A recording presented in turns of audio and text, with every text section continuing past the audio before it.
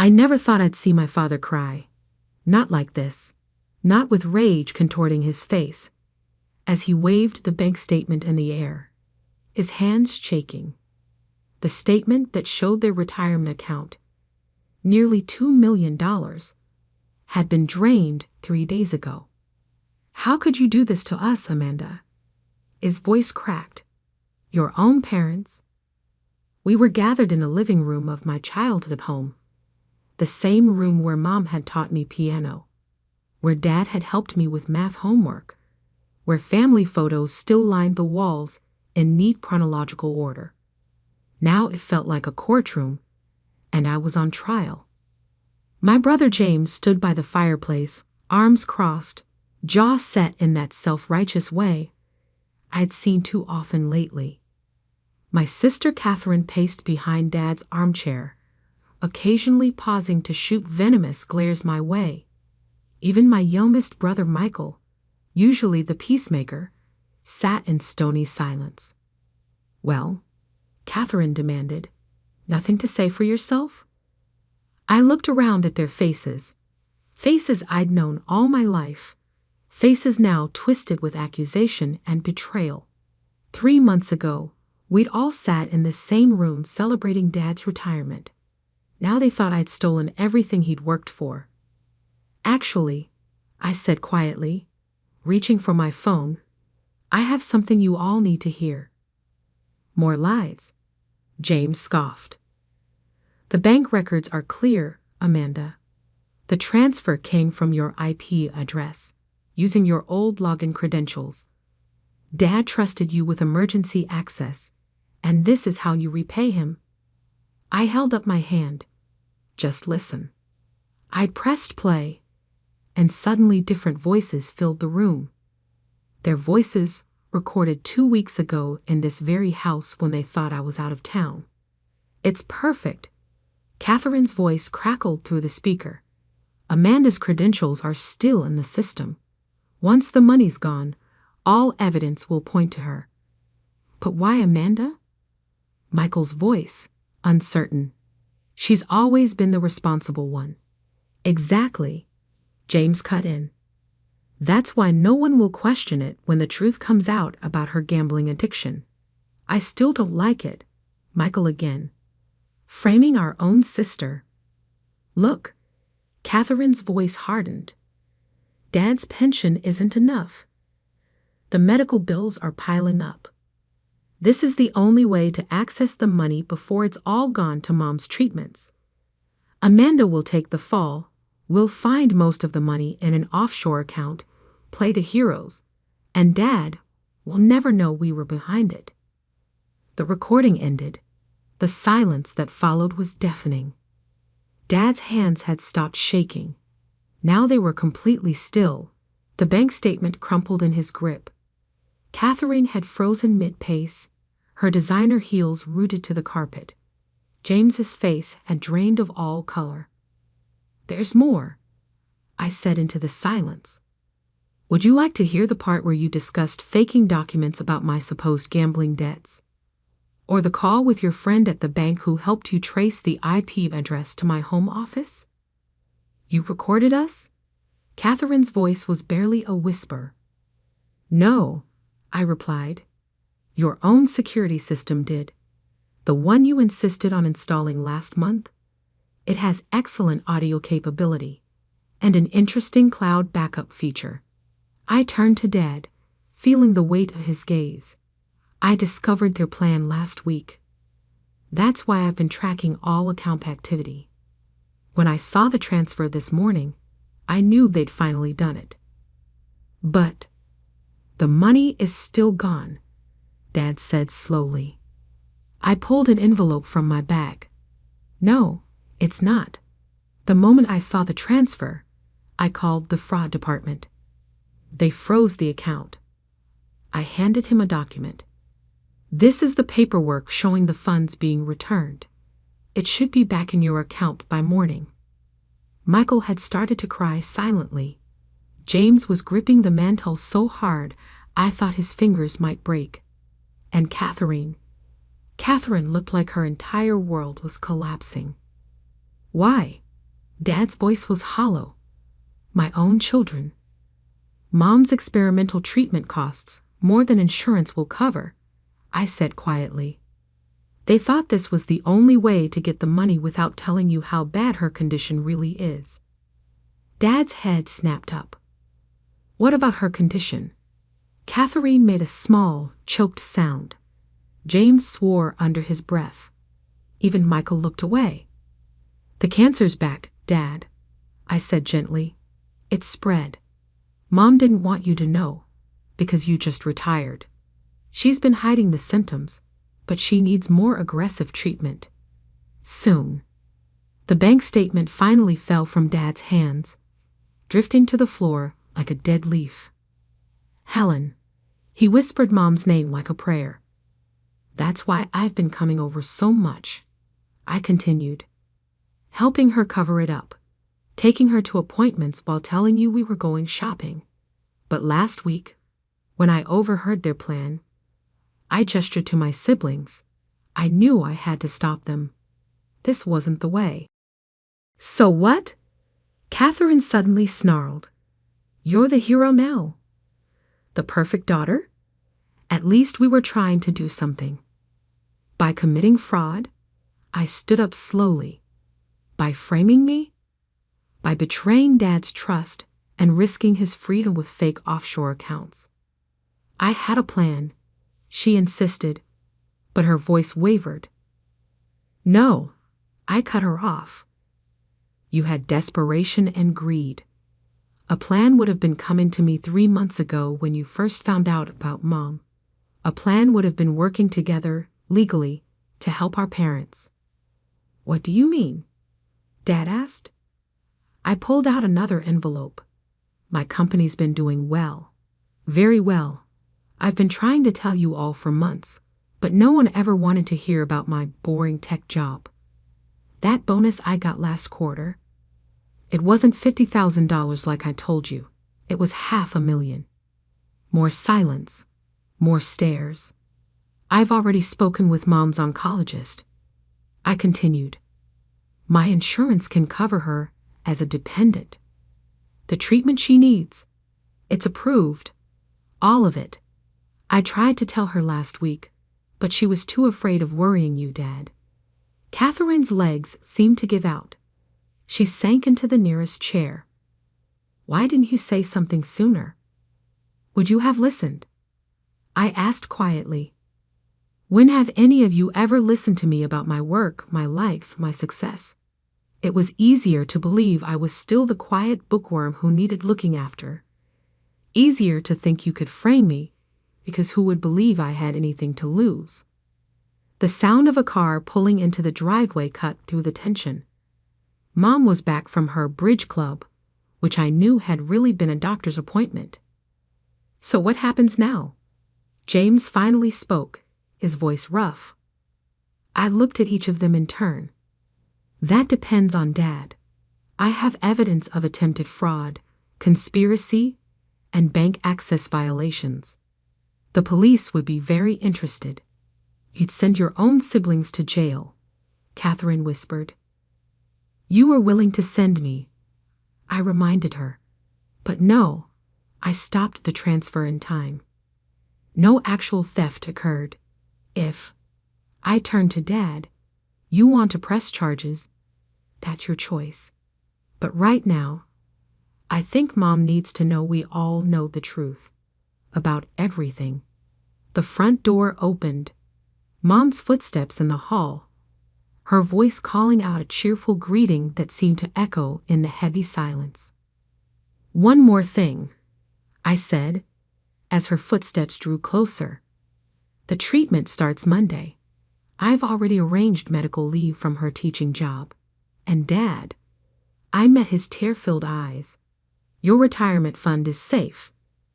But maybe it's time to retire from keeping secrets in this family. Mom appeared in the doorway, her scarf arranged carefully to hide the weight loss none of us were supposed to notice. She froze, taking in the scene before her. Dad clutching forms, Catherine crumpled in a chair, James pale as a ghost, Michael wiping tears, and me. me finally standing in my truth. "Helen," Dad said softly, standing up. "We need to talk." The sun was setting outside, casting long shadows through the windows. In a few hours, everything would change. Truths would be spoken. Plans would be made. A family built on appearances would have to learn to be real.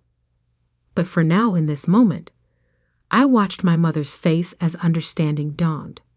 Not just about her secret being revealed, but about how far her children had been willing to go. Some to help her, others to exploit her illness, and me, to protect not just our parents, but the very essence of what family should mean. The recording still sat on my phone, proof of betrayal and desperation. But maybe, just maybe, it could also become the catalyst for something else. Healing, honesty, and the kind of love that doesn't need schemes or secrets to survive. As Mom sank into Dad's waiting arms, I saw Catherine reach for her own phone, probably to call her lawyer. James started making excuses about needing to leave. But Michael met my eyes and mouthed 2 words. "I'm sorry." It wasn't over. The aftermath of this day would ripple through our family for years to come. But at least now we were dealing with truth, not shadows. And sometimes, that's where healing begins. The morning after our family's darkest secrets spilled out, I sat in my office staring at emails I couldn't focus on. My phone hadn't stopped buzzing since dawn. Mostly messages from Michael, a few terse texts from Dad about Mom's first oncology appointment, and dozens of missed calls from Catherine that I wasn't ready to answer. James hadn't tried to contact me at all, but his wife Rebecca had sent a single message. "He's meeting with his lawyer. Be prepared." I already was. At 9:47, my assistant buzzed. "Miss Sullivan, your brother Michael is here." I found him pacing my reception area, looking like he hadn't slept. When he saw me, his eyes filled with tears. "I should have told you," he blurted out. "When they first suggested it, I should have warned you." I led him into my office, noting how his eyes widened at the view of the city skyline. Like Catherine and James, he'd never bothered to visit my workplace before. "Nice office," he said weakly. "Guess you really have done well for yourself." "Sit down, Michael," I said, gesturing to the leather chairs by the window. "Tell me everything." What poured out over the next hour was worse than I'd imagined. Catherine's gambling debts, hidden from her surgeon husband. James's failing law practice, crushed under malpractice suits he'd never mentioned. They'd been desperate long before Mom's cancer returned. They thought Dad's retirement fund was the answer. Michael's voice cracked. "Using your credentials, making it look like you'd stolen it. Catherine said she could make it trace back to offshore accounts she controlled. And you agreed to help them?" I kept my voice neutral. He buried his face in his hands. I didn't know what else to do. "Mom needs the treatment. And they said you wouldn't help even if we asked. That you'd become cold, focused only on your career. Did you ever think to actually ask me?" "We barely know you anymore, Amanda." He looked up. "You missed the last 3 family Christmas parties.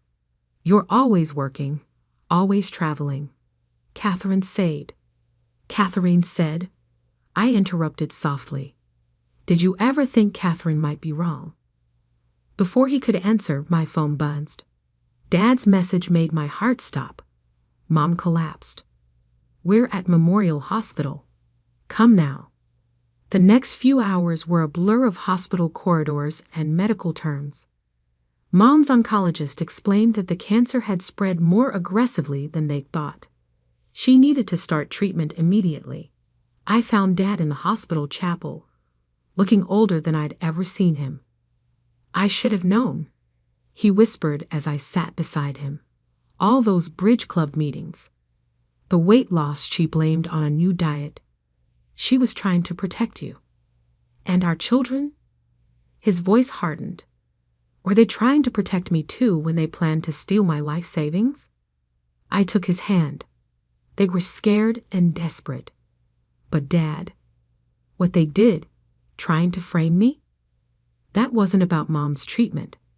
That was about their own problems. As if on cue, my phone lit up with an email from James's lawyer, threatening legal action for defamation and illegal recording.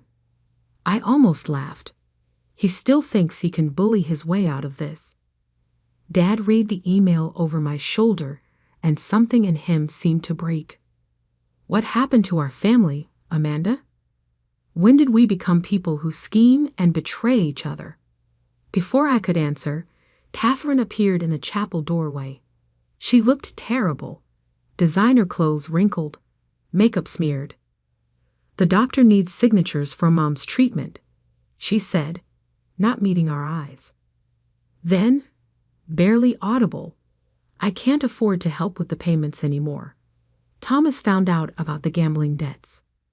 Your brother James just threatened to sue me, I told her. Still think framing me was your best option. She flinched. I never thought. We assumed you were just a mid-level programmer. How were we supposed to know you'd become so successful? You could have asked, I said simply. Any time in the last 5 years. But you were all too busy believing I was still the little sister who needed protecting. Or in your case, exploiting. That's not fair. No, Dad cut in, his voice like steel. What's not fair is discovering my children were willing to destroy their sister to cover up their own mistakes. What's not fair is your mother fighting cancer alone, because we were all too wrapped up in appearances to see her suffering. Catherine started to cry. Not her usual elegant tears, but ugly, racking sobs that echoed in the small chapel. Thomas wants a divorce, she choked out. James is being disbarred. Michael's wife left him last night. Everything's falling apart.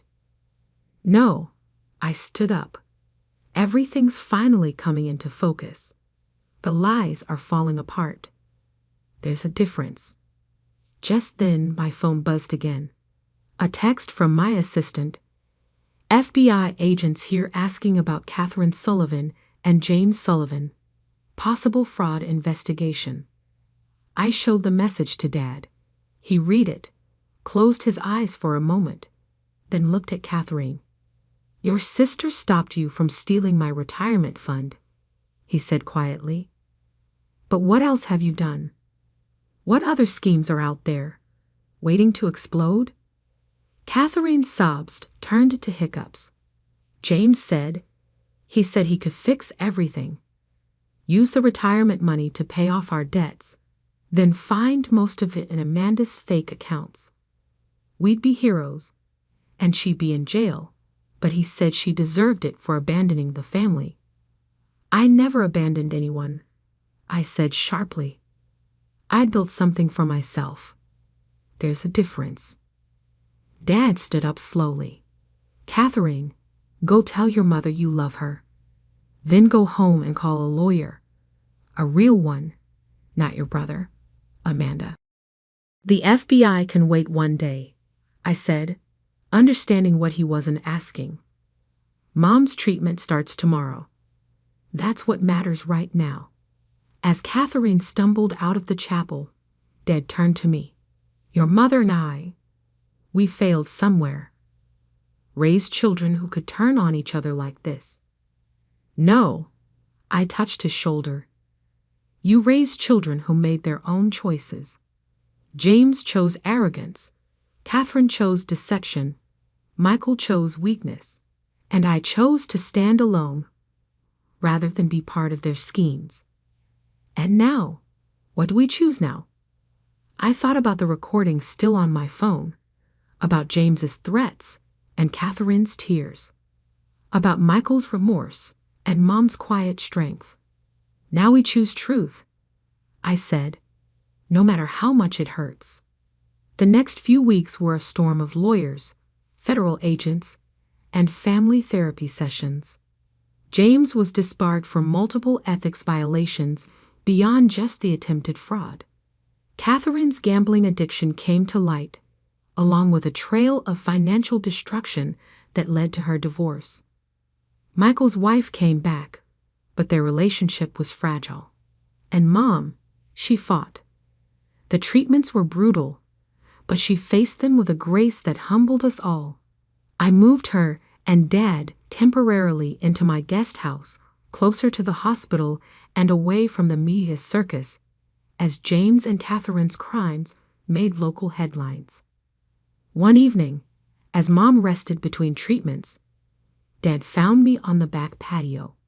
"Your mother asked me something interesting today," he said, settling into a chair. "She asked if we'd ever told you how proud we were of your success." I kept my eyes on the sunset. "You didn't need to." "Yes, we did," he sighed. "Maybe if we paid more attention, valued your achievements instead of treating you like the little sister who needed protecting, maybe things would be different." "Maybe," I agreed, "but we can't change the past." "No, but we can learn from it." He pulled out an envelope. "I've updated my will. Everything goes into a trust that you'll manage. Not because you are the only one I trust with money now, but because you were the only one who never saw it as the most important thing." I thought about the recording that had started all this, about choices and consequences, about the difference between protecting family and enabling destruction. "James's sentencing is next week," I said quietly. "Catherine's rehabilitation program starts Monday. Michael's in therapy. Mom's numbers are improving. We're all finding our way back to some kind of truth." Dad reached over and took my hand.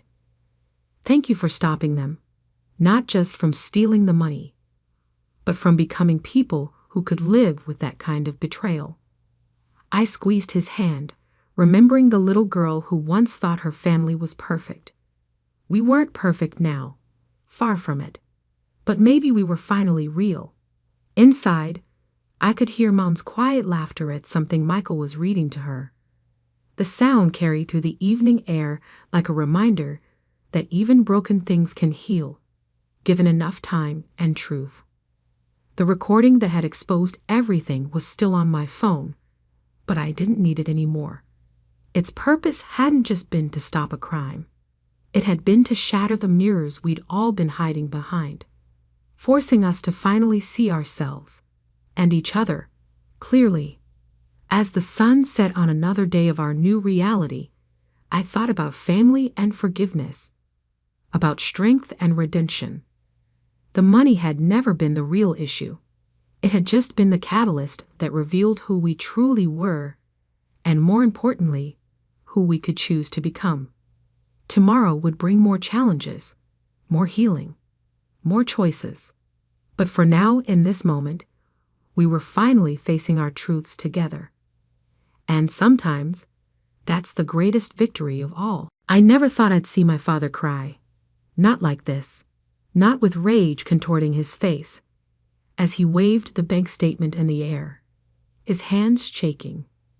The statement that showed their retirement account, nearly $2 million, had been drained 3 days ago.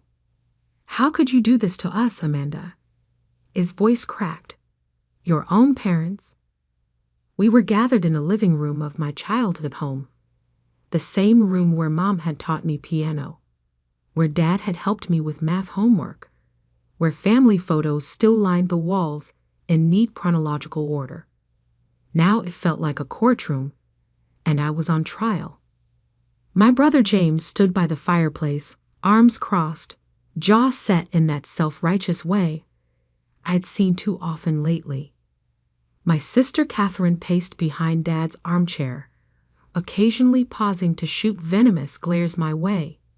Even my youngest brother Michael, usually the peacemaker, sat in stony silence. "Well," Catherine demanded, "nothing to say for yourself?" I looked around at their faces. Faces I'd known all my life. Faces now twisted with accusation and betrayal.